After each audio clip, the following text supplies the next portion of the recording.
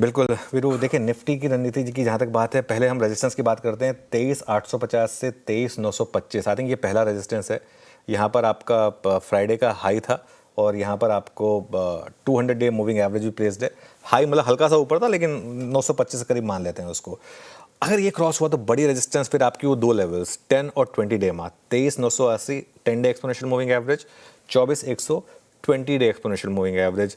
एक मार्केट में mean reversion की अगर ट्रेड प्ले हो रही है तो वो यहीं पर जाकर होल्ड करेगी। सपोर्ट कहाँ मिलेगा अगर ये ट्रेड नहीं चली तो 23,700 से 23,750 पहला सपोर्ट है आपका ऑप्शंस डेटा के हिसाब से। और ऑल इंपॉर्टेंट सपोर्ट 23,600 से 23,650 पिछले हफ्ते का लो, ये नहीं टूटना चाहिए वीरू। ये टूटा तो 23,200 ओपन होगा वापस, जहां पर आपने रीसेंट लो लगाए थे।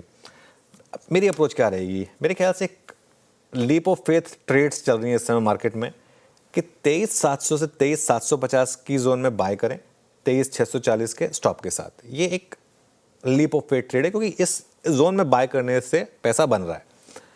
लेकिन एक जोन है जहां पर बेचने से पैसा बन रहा है, वो जोन है 23,850 से 23,950। इस जोन में सेल करिए और एक 24,025 का स्टॉप लॉस लगाइए। दोनों तरफ के ध्यान रखिएगा, ये डे ट्रेडर्स के लिए। स्विंग और पोजिशनल ट्रेडर्स के लिए मेरा व्यू पिछले 3-4 दिन से यही रहा है कि आप अपने पोजीशंस को कैरी करिए 23,640 के एक स्टॉप के साथ। एक मीन रिवर्जन के लिए 24,100 पर वहां पर प्रॉफिट बुकिंग आएगी। वो व्यू अभी भी इंटैक्ट है, लेकिन डे ट्रेडर को दोनों तरफ की ट्रेड लेने का व्यू होना चाहिए, प्लस ये देखकर कि मार्केट किस तरफ जा रहा है। अगर दिख रहा है कि ब्रेकआउट सस्टेन कर रहा है तो बाय करें, और अगर दिख रहा है कि ब्रेकडाउन सस्टेन कर रहा है तो सेल करें। वैसे मुझे लगता नहीं कि मार्केट कोई आपको डिसाइसिव मूव देगा, आपको इसी रेंज में स्मार्टली प्ले करना पड़ेगा। ओके निफ्टी पे ये हुई रणनीति, एक रेंज है और 23,640 की इंपॉर्टेंस क्या है ये आपको अनुज ने बहुत अच्छी तरीके से भली बात एक्सप्लेन भी किया। पर अनुज अब आते हैं निफ्टी बैंक पे। मेरे ख्याल से लास्ट सेशन में इसका कोलैप्स टुवर्ड्स 51,000, एचडीएफसी का उस 1800-1820 की ट्रेजेक्टरी को ना पार करना, एसबीआई एट डे लो, कैसे रीड कर रहे हैं आप निफ्टी बैंक को इस वक्त? इनसे बैंक निफ्टी सिमिलर चार्ट दिखा रहा है वीरू। हमारी और आपकी बात भी हुई थी परसों थर्सडे को 51,700 सुबह सुबह हिट किया, डे लो पर बंद हुआ। फ्राइडे को 51,650 51,625 सुबह सुबह खुलते ही हिट किया और डे लो पर बंद हुआ।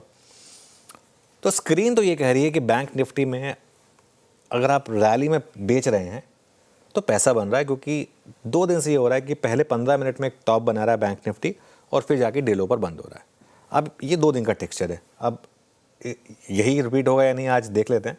लेकिन यहाँ पर पहले रेजिस्टेंस मिलेगी आपको 51,600 से 51,650, जो कि फ्राइडे का हाई है, वो उसको आप पहला रेजिस्टेंस समझ के चलिए। उसके बाद बड़ी रेजिस्टेंस आपको मिलेगी 51,750 से 51,850, जो आपका 10 डे एक्सपोनेंशियल मूविंग एवरेज है। अब सपोर्ट पर आते हैं, और बैंक निफ्टी में रेंज थोड़ी बड़ी रहेगी ऑब्वियसली। सपोर्ट 50,950 से 51,250 का है वीरू। पिछले हफ्ते का लो, फ्राइडे का लो भी वहीं था 51,240 का। और अगर ये टूटा तो बड़ा सपोर्ट है आपका 50,500 से 50,800। मेरी अप्रोच यही रहेगी बैंक निफ्टी पर कि S1 के पास खरीदें और R1 के पास बेचें, मतलब सपोर्ट 1 के पास खरीदें और रेजिस्टेंस 1 के पास बेचें। ऑब्वियसली इसका मतलब ये नहीं कि जैसे उस जोन में कि आपने बेच दिया, मार्केट आपको साइन देगा। जैसे हाई नहीं टिक पा रहा है, कोलैप्स हुआ तो सेल करें, लोअर लेवल पर अगर नहीं ब्रेक कर रहा है, बाइंग आ गई तो बाय करें, उस हिसाब से करके। और जो भी ट्रेड लें 100-150 पॉइंट का एक स्ट्रिक्ट और टाइट स्टॉप लॉस लगा के रखें बैंक निफ्टी पर। ये सब उनके लिए जो कंपल्सिव ट्रेडर्स हैं। अदरवाइज मुझे लग रहा है कि और 3-4 दिन मार्केट को थोड़ा दे दें, और जब 6 तारीख से मार्केट का इक्विलिब्रियम वापस नॉर्मल होगा, वहाँ पर बेटर अपॉर्चुनिटीज़ मिलेंगी आपको। ओके तो देखिए हमने यहाँ पे निफ्टी और निफ्टी बैंक को पूरा कर लिया, और स्ट्रेटेजी क्या हो आपकी, सेटअप सब कुछ करा देगा, और इनफैक्ट इंस्टीट्यूशनल फिगर्स वो भी डिस्कस हो गए। अनुज अब आते हैं आज के बिग स्टॉक्स जिन पे हमें फोकस करना है एज पर न्यूज़ फ्लो।